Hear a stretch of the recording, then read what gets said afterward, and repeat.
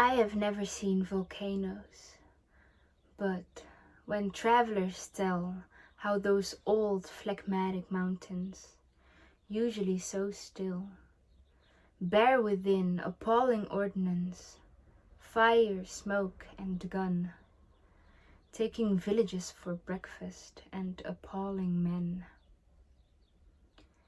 If the stillness is volcanic in the human face, when upon a pain titanic features keep their place,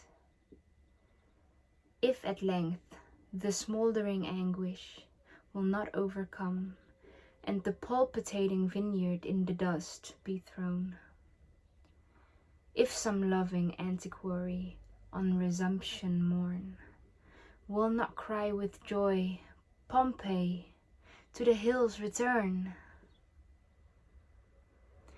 A poem by Emily Dickinson, one of the greatest American poets of the 19th century. She wrote not only about geology, she wrote about emotion. What if the stillness in someone's face is just the quiet before the eruption? And what if what we call self-control is just a volcano holding its breath?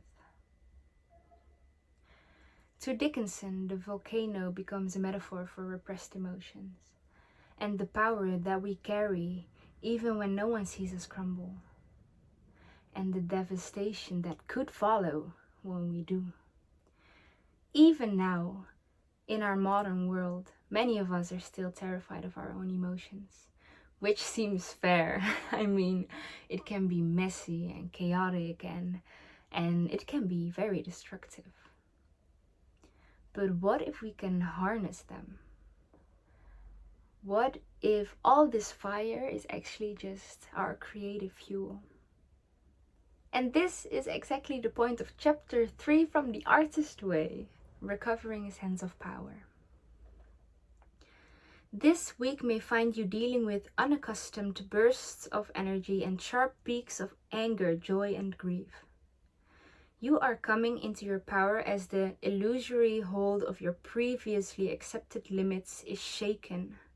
You will be asked to consciously experiment with spiritual open-mindedness.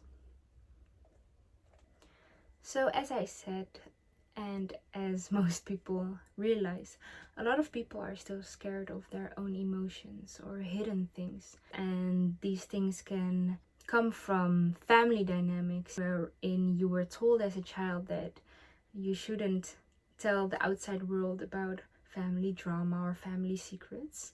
But it can also happen when you're bullied, for instance, when you're a teenager, which happens a lot as well. And when those things happen, you tend to suppress yourself. You tend to suppress the parts of yourself you think the world won't agree with. And something that will always go hand in hand with this suppression is shame. Shame of being yourself, shame of feeling the feelings you feel. So, of course, this book speaks a lot about shame as well. So I'll read some highlights. Art brings things to light. It illuminates us. It sheds light on our lingering darkness. It casts a beam into the heart of our own darkness and says, "See?" Another one. By telling our shame secrets around our art and telling them through our art, we release ourselves and others from darkness. This is what music does as well, right? And poetry, books, and any type of art you feel connected to is because you finally feel seen. The artist shines a light on their own darkness or on their own shame or misery or pain or joy. It could be anything. The art we like, the art we're attracted to is something that resonates with us. In this way, being an artist can help other people come closer to themselves as well. It can help other people accept themselves for who they are and what they feel as well. And I think this is also why I'm doing all of this, because I have been through hell and back and I have had to shine lights on so much pain, and being on the other side of it, I hope that I can show people that there's space for all the emotions you can have. And I've dealt with a lot of addictions, and it's all because of shame as well. This is why I'm also doing this journey, to turn that all around, to create instead of shame myself, just to let it out. So of course it's very handy to know what the antidote is to shame, as we all deal with it. And the book says the antidote for shame is self-love and self-praise. Of course, you can also try and seek out external validation. It helps too, for other people to tell you what you're good at, and just that you're doing great, and that they're proud of you. It helps as well. But it is important to know to who you're going and in which phase of the process you ask for feedback or criticism. As a beginner, you don't need feedback on the quality of the work yet, for instance. It means learning where and when to seek out right criticism. When we start uncovering our emotions, feelings, and everything that was suppressed by ourselves or by the outside world, an emotion that often, almost always, comes up is anger. And it is really important to know what to do with anger. And I don't mean go to the gym and punch it out. And I especially don't mean suppress that because it's dangerous. No, this book tells all about what to do with anger as well. Anger is a map. Anger shows us what our boundaries are. Anger is meant to be acted upon. It is not meant to be acted out. Anger is a tool, not a master. Anger is meant to be tapped into and drawn upon. Anger is not the action itself. It is action's invitation. I learned this a while ago as well in therapy, because I'm not an angry person. I don't get angry very easily. There are a couple of responses people have when something painful happens, right? It's flight, fight, freeze, fawn, and I think there are even more. And for most of my life, I have been in freeze mode. My depression has felt like a paralysis, where I literally physically felt like I was paralyzed and in speech wasn't able to express myself. So after going through sexual assault leading me into my rock bottom, in therapy I learned that it is healthy to feel anger towards these people, towards the things that have been done to me. And it took a while until I finally felt that anger. I felt anger towards the world, and I pointed my finger at a lot that was wrong. But I really didn't know what to do with it. So I learned that this anger, it tells us where our boundaries are. It tells us where you will say no and where you can walk away. We always have the right to walk away, and we have the right to say no. So this anger is a map, it's a direction, as the book says. And of course it's important to have a safe space with yourself to feel out this anger, to sit with yourself. And you can go to the gym and punch it out, and I also love to take boxing classes to get the energy out, because of course you want emotion to flow. Emotion is literally energy in motion. They say trauma is stuck in the body. Well, work it out, especially if you are like me and you have felt paralyzed for most of your life. Then the key is moving. Yeah, use anger as a map, use it as a tool. It's the same for instance, jealousy. Jealousy is also not inherently a negative thing. It doesn't have to be. You can feel the feeling of jealousy and understand that this leads you to your desire. You're only jealous of people or of things that you want. So you don't have to shame yourself for feeling jealous, or you don't have to shame yourself for feeling angry. You can use it as directions, and that's what emotion initially is. It tells you who you are in your core and what you want. And so another part of the book talks about synchronicity, or what they also call serendipity, a word that I will also use in the future because I like it. And as C.G. Jung explained, synchronicity, loosely defined as a fortuitous intermeshing of events. Back in the 60s, we called it serendipity. So within the realm of manifesting, which is also not a new concept anymore, as Stella Terrell Mann says, desire, ask, and receive. Understand that the what must come before the how. The how usually falls into place itself. If you ask an artist how he got where he is, he will not describe breaking in, but instead will talk of a series of lucky breaks. And as Joseph Campbell calls these breaks, 1,000 unseen helping hands. Remember that creativity is a tribal experience, and that tribal elders will initiate the gifted youngsters who cross their path. And you could see this in a spiritual way, of course, where you have your spirit guides helping you, guides who came before you and will send you these synchronicities to push you in the right direction. But you can definitely take this advice as something way more tangible and real. People just want to help each other naturally. It makes us feel good. It makes us feel worthy, especially when we know what we're doing, when we can impart wisdom. It's also a natural way of legacy, right?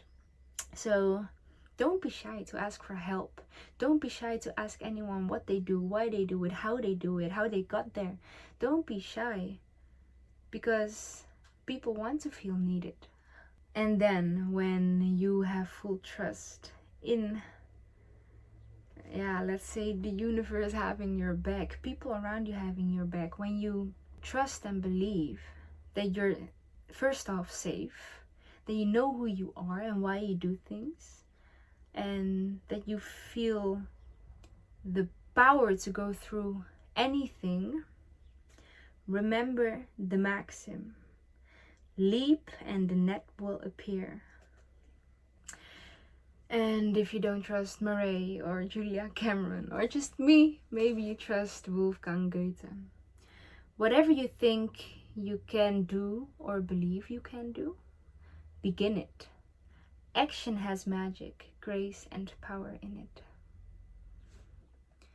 A line from William Bridges: genuine beginnings begin within us, even when they are brought to our attention by external opportunities.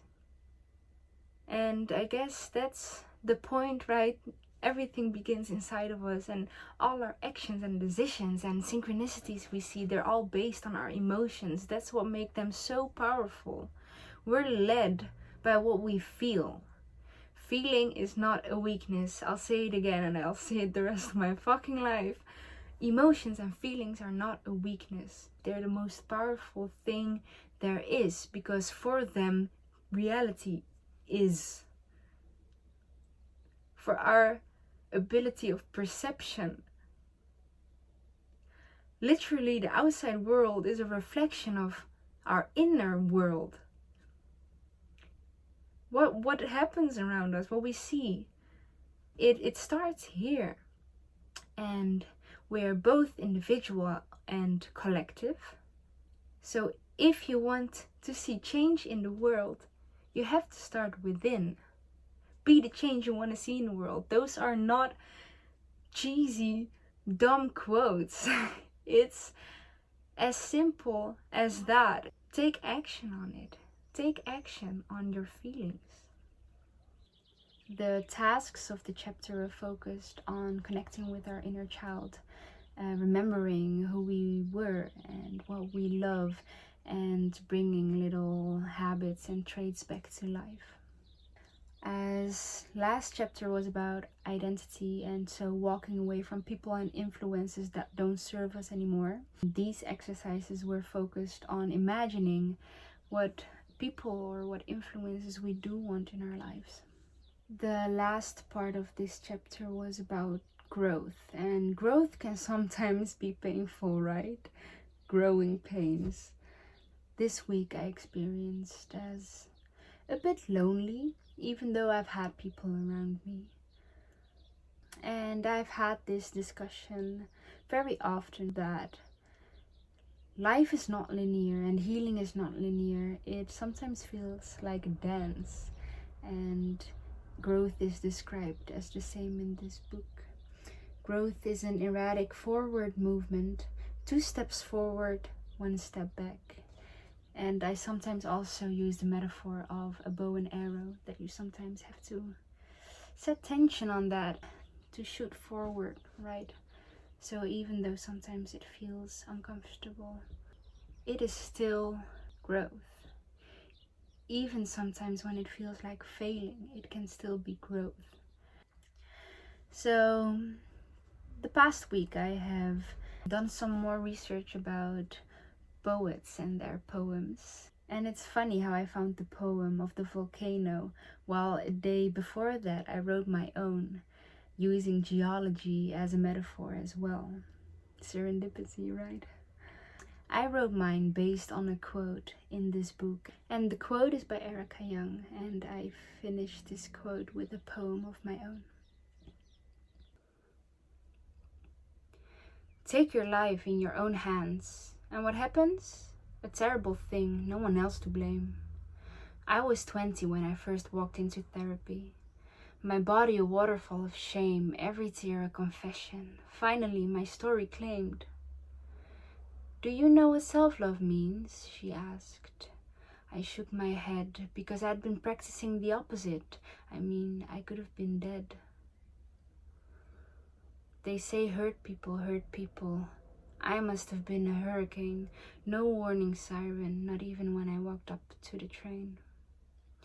I had pulled myself apart, piece by piece. Before I even knew what self-love could be, I understood I was the architect of my quiet catastrophes. As the storm raged on, forgiving others was my role, turning every connection and interaction into guilt, reverse alchemy on my own soul. She explained to me self-love is a battlefield too, where you meet your shadow and offer it your hand. You have to sit with you all the way through. Unconditional love. She was a mirror I never had before, attention I'd always dreamed of. My world was a canvas of my own paint, every betrayal, every insult, a stroke from my unseen hand. True self-love sets you free, and when the storm clears, there's one person who stayed, and that person is me. Leave the gallery of ghosts, claim yourself a new frame. Don't live in shame, there is no one else to blame.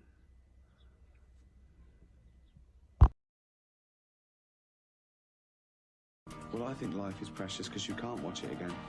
But once you realise you're not going to be around forever, I think that's what makes life so magical.